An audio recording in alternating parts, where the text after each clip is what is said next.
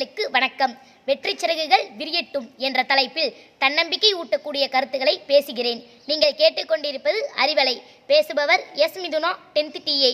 வெற்றி சிறகுகள் விரியட்டும். எட்டி பிடிக்கும் தூரத்தில்தான் எல்லா வசதிகளும். ஆனால் தொட்டு பேசும் உரிமையில் பலருக்கும் தோழமை வாய்ப்பதில்லை. தோள் தொட்டு பேசுவது உறவுக்கும் உரிமைக்கும் அடையாளம், பரிவுக்கும் நட்புக்கும் பாலம். தோழிகளே, தோழர்களே, நாம் நம் எதிர்காலம் பற்றி யோசிக்கும் போதும், நம்பிக்கை சிந்தனைகளை வாசிக்கும் போதும், புடைத்தெழும் நம் புதுமை கனவுகள் நடைமுறைக்கு வரும்போது நடுக்கம் காண்கிறதே எதனால்? புதிய வெற்றிகளை பெறவிடாமல் முதலில் தடுப்பது எது தெரியுமா? நம் பழைய தோல்விகளின் பிம்பங்கள் தான். மற்றவர்களின் வெற்றி பாடங்களை பயில்கிற நாம் அவர்களின் தோல்வி தழும்புகளை தெரிந்து கொள்வதில்லை. சோதனை என்கின்ற முரட்டுக்காளையின் 2 கொம்புகளையும் முறித்து போட்டால்தான் சாதனை படைக்க முடியும். தொடர் பரிசோதனைகளின் தோல்விதான் பல அறிவியல் வெற்றிகளின் அடித்தளம் என்பது நாம் அறிந்ததே. வெற்றி என்பது சிகரங்களை தொடுவது என்பது பொதுவான நம்பிக்கை. அதற்கு முன் பழைய பள்ளத்தாக்குகளில் இருந்து எழுவதற்கு உதவும் கைதான் நம்பிக்கை. நம் பெயரை இந்த உலகம் நாம் வெல்லும் போதுதான் சொல்லும். அதுவரை வெல்லப் போகிறாய் என்று உள்ளத்திற்குள் உறக்கச் சொல்லிக்கொண்டே இருக்க வேண்டியவர்கள் நாம் தான்.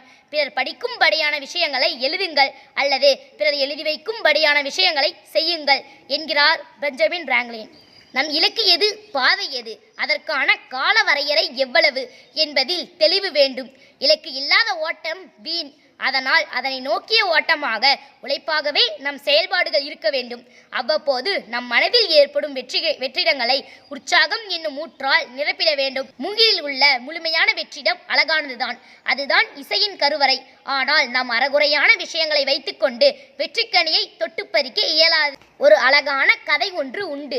ஒரு முனிவர் இருந்தார். அவரது சீடர்கள் உபதேசத்திற்காக காத்திருந்த போது ஒரு ஜாடியை எடுத்தார். ஜாடியினுள் சிறிய பாறை துண்டுகளை போட்டார். சீடர்களிடம் ஜாடி நிறைந்துவிட்டதா என்று கேட்டார். ஆம் என்றனர் சீடர்கள். உடனே கொஞ்சம் கூழாங்கற்களை உள்ளே போட்டு குலுக்கியதும் அவை உருண்டோடி இருந்த இடைவெளிகளை நிரப்பின. இப்போது நிச்சயமாக நிறைந்துவிட்டது என்றார்கள் சீடர்கள். முனிவர் சிரித்துக்கொண்டே கொஞ்சம் மணலை அள்ளி உள்ளே போட்டார். என்ன ஆச்சரியம்! மணலுக்கும் உள்ளே இடம் இருந்தது. இப்போது சீடர்கள், இதுவரை தவறாக கூறிவிட்டோம், இப்போது சரியாக சொல்கிறோம் என்று ஜாடி நிறைந்துவிட்டது என்றார்கள். முனிவர் அமைதியாக கொஞ்சம் தண்ணீரை ஊற்றினார்.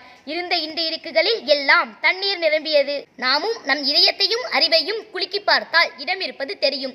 பயனுள்ள விஷயங்களை உள்ளே கொண்டு செல்வோம். நாமும் சாதனையாளர்களாக மலர்வோம்.